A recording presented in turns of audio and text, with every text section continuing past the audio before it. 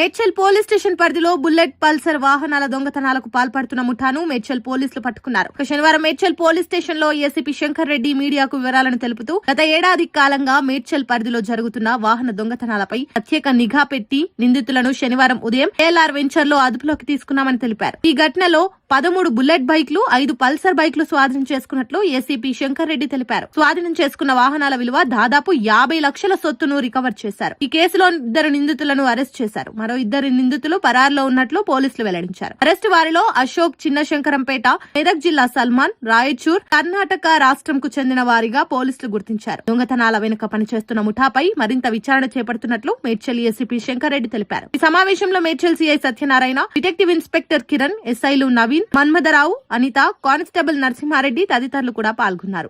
గత కొద్ది రోజుల నుంచి మేడ్చల్ పోలీస్ స్టేషన్ పరిధిలో మేడ్చల్ పట్టణంలో మరియు చుట్టుపక్కల గ్రామాలలో కూడా కొంచెం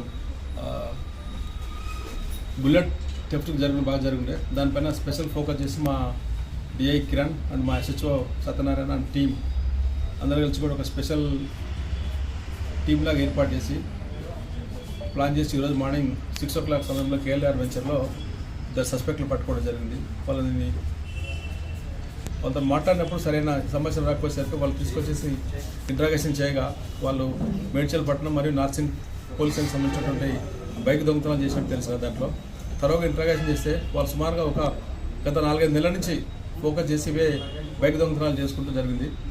అట్లా చెక్ చేసుకుంటూ పోయేసరికి మా దగ్గర మేడ్చల్ పోలీస్ స్టేషన్కి సంబంధించినటువంటి దాంట్లో మొత్తం 17 వెహికల్స్ వాళ్ళు కన్ఫైన్ చేసినారు. అందులో భాగంగా ఈరోజు మొత్తం 18 వెహికల్స్ వాళ్ళ దగ్గర సీజ్ చేసినాం. 17 వెహికల్స్ మేడ్చల్ పోలీస్ స్టేషన్, ఒక బుల్లెట్ నార్సింగ్ పోలీస్ స్టేషన్. వాళ్ళ దగ్గర నుంచి మొత్తం 18 బైకులు వాళ్ళు రికవర్ చేసినాం.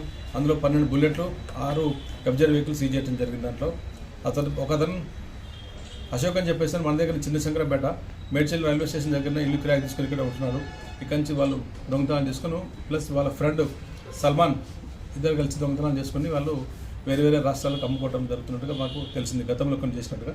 ఇందులో భాగంగా వాళ్ళు ఇంట్రాగేషన్ చేయగానే మన మునిరాబాద్లో అని చెప్పేసి ఒక గోదాములు అన్నీ కూడా ఇక్కడ చేసిన దొంగతనం చేసిన వెహికల్స్ అన్ని కూడా ఒకటేసారి లంసంగా క్యాంటీన్ మనం లారీల ద్వారా వేరే రాష్ట్రానికి పోవాలని ప్లాన్ చేసుకున్నారు వాళ్ళు.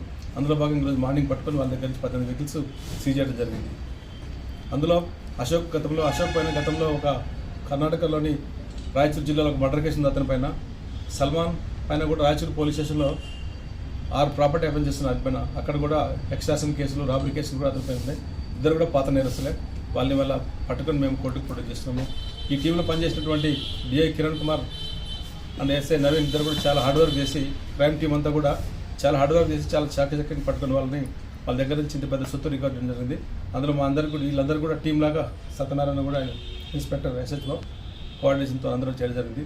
దీనికి ఇంత కష్టపడి ఇంత మంచి పని చేసినందుకు గాను మా యొక్క సుపీరియర్ ఆఫీసర్లకు వాళ్ళకైనా రివార్డు కోసం పంపడం జరుగుతుంది. మొత్తం బైక్లు, వీళ్ళ టార్గెట్ ఓన్లీ బైక్స్ మాత్రమే.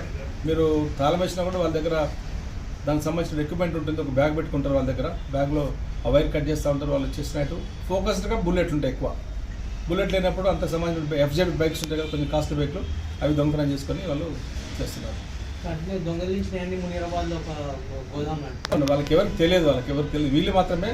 ఇప్పుడు వాళ్ళు దొంగలాగా ఎవరికి చెప్పట్లేదు కదా, చెప్పకుండా తీసుకున్నానికి ప్లాన్ చేసుకొని చేసినారు. దాంట్లో గతంలో అక్కడ జైల్లో వీళ్ళకి పరిచయం. అశోక్ పైన కూడా మర్డర్ కేసు కూడా అది రాయచూరు జిల్లాలో ఉందన్నమాట. గత 8 సంవత్సరాల కింద వాళ్ళందరూ కలిసి ఒక టీం లాగా ఇక్కడి నుంచి ఒక మనిషిని తీసుకొని పోయి అక్కడ కర్ణాటక రాయచూరులో మర్డర్ చేస్తారు. అక్కడ పరిచయం వాళ్ళకు ఏర్పడుతుంది. జైల్లో పరిచయం క్రిమినల్స్గా ఒకరి ద్వారా ఒకరు పరిచయం చేసుకొని వాళ్ళు చేస్తున్నారు.